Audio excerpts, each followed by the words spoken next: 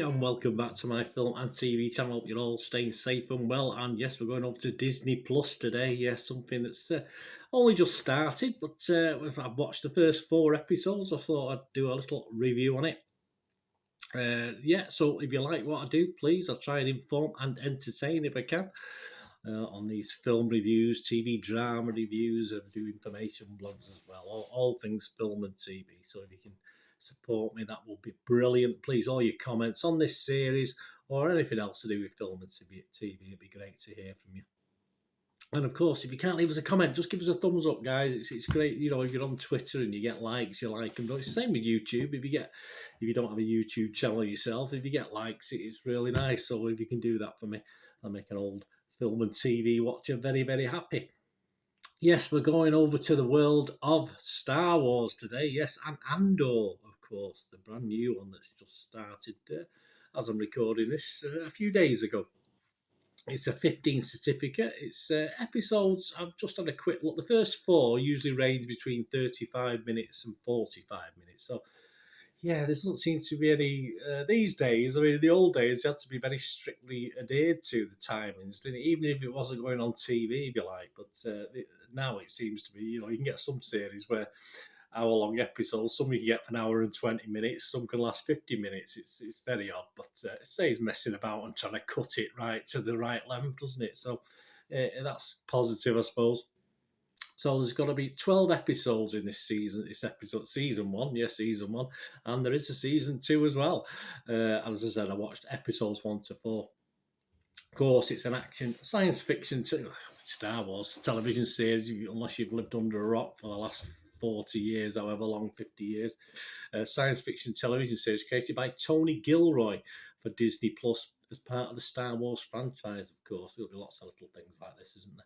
And it's a prequel to the Star Wars spin-off film Rogue One. Not my favourite, I'll be honest with you, Rogue One. The series follows thief-turned-rebel spy Cassian Andor during the 5 years leading up to the events of the film. Yeah, I was thinking Andor was the planet. Of course, it's the actor, isn't it? As at 1 p.m. on the 30th of September 2022, as I'm recording this, the public like it, and that's all that matters to Apple, isn't it? That's Apple, sorry. Apple, got Apple Plus, sorry, man. So that's all that matters to Disney Plus. Rotten Tomatoes audience, 82% positivity. Good score. Internet Movie Database, it's getting 8.1 out of 10, but there is a massive 4,840 people scored it 10 out of 10. I'm sorry, not on this world is this a 10 out of 10. And a slightly less number, 662, scored it 1 out of 10. And again, not in this world or Star Wars world is it worth a 1 out of 10. So you know what I do if you watch my blogs. If you don't, what I do, I look at and analyse people who scored it 6 to 9. There's 9,500 of those. And people who scored it between 2 and 5. So there's 1,100, just over 1,100 of those. So it works out 90% positivity. So still very, very good. And Metacritic, the other site we look at there, users, the Metacritic Metascore users, 6.4 out of 10. So not quite as high as the other two, but still high. Diego Luna reprises his Rogue One role as Cassian Andor. Yeah, I must admit, I forgot all about him and said how much interest I had in Rogue One, in fairness. I didn't recognise him. Think, oh yeah, that's him. He also serves as an executive producer on this. It's got lots of different actors. Some of the main ones you may have heard of: Kyle Soller, Adria Arjona, Joplin Sibtain, James McArdle, Rupert Vanistart, Stellan Skarsgård, Fiona Shaw, Alex Ferns, Gary Beadle, Genevieve O'Reilly, and Denise Gough. And plus lots of others, a lot of familiar faces to British TV watchers and British film watchers, that's for sure. I think some of this was filmed, obviously, over here in the UK as well. It premiered on Disney Plus on September the 21st, 2022, with the first 3 of its 12 episodes. And yes, they've just aired the 4th episode. And the rest of the episodes, of course, are weekly until November the 23rd. And the second 12-episode season is in development, which apparently will take us up to old Rogue One time. So there you go. So you get a conclusion, if you like. The critics, what are the critics thinking? We're seeing what the critics' audience is thinking, or the Joe public. What about the critics themselves? Well, they're positive as well. Rotten Tomatoes, 90% positivity, averaging 7 out of 10. That's fine. That's based on almost 400 critics. Metacritic, the other site I said we look at, 74 out of 100. nothing wrong with that. Okay, only 29 critics, but still a good score. 23 positive, 6 mixed, and 0 negative. So still good. And it scored anywhere between 40 out of 100 and 100 out of 100. So let's just name and shame 3 of the general better known critics, if you like. Brian Lowry. He's from CNN. He wrote this on season 1. So I think he may have seen it all, the lucky bugger. A prequel to a prequel, Endor brings a gritty tone and look to the Star Wars universe, he says, as much the washed-out landscape of Blade Runner as George Lucas' faraway galaxy. It's very, very drab. It's very Blade Runner-ish in style. You know, it's a future that is pretty dank, isn't it? It's a future that's pretty miserable and not much. Gok Wan wouldn't do very well, certainly in these places. He goes on to say, Brian, yet whatever promise that entails is mostly lost in flabby storytelling, essentially stretching what would have been a 10-minute movie prologue over the first 3 episodes. Yeah, so I'm not saying, it does say season 1 review, but I have a feeling Brian perhaps just watched the first 3 when he saw that. Yeah, so I can see where he's coming from. It is dragged out. Certainly the first 2 episodes, it does improve. And Telegraph said Power. He did the same. He says, season 1 review, Luna is a coiled spring throughout, and Endor as a whole is bunched up with tension, which in the first 4 episodes at least, yes, so Ed's only seen the first 4 as well, is never fully unleashed. But the new series isn't an insult to original movies. It's not. I'll agree with him that far. And set against a recent track record, what a scintillating improvement that represents. I don't know what he's talking about there, Power.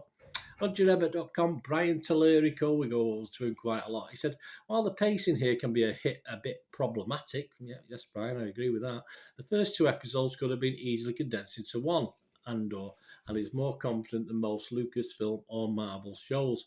But the 3rd is a banger. It's okay, I'm not getting carried away with it.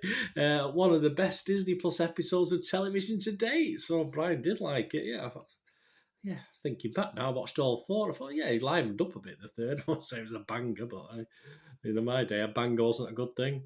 And then the 4th is what Endor is more likely to be over the run of the season, a balance of character and the unfolding story of a growing revolution. Yeah, I mean, that element of it is very, very watchable. As I say, although I'm not overly excited after the first 4, I can see as the characters grow on you, and you can see little subplots, little things in the background that are going to make this very, very interesting. So that does bring me to my thing. I'm not going to give this a score, guys. It's far too early to say such and such out of 10, because, and for those who 4,000 or however many it was, giving it 10 out of 10, absolutely ridiculous.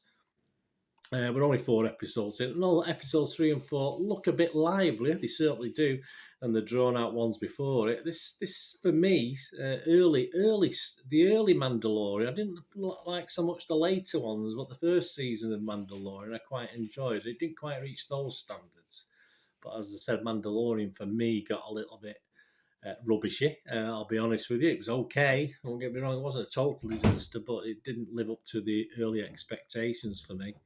But yeah, it's far too early to have a downer on this. We've got lots of potential. There's 4 episodes gone. We've got another 8 in this season. We've got another 12 coming. I just hope it carries on and builds on the link to the Empire and the first knockings of the Empire, if you like, which the powerful regime and the certain characters come into it. You know, some you think are going to be the ones, the bad guys are going to hiss, and then obviously very quickly they lose luster and some other bad guy comes along. So all very interesting. In my opinion, at this point in time, no, after 4 episodes, I won't say it was anything special. It's okay.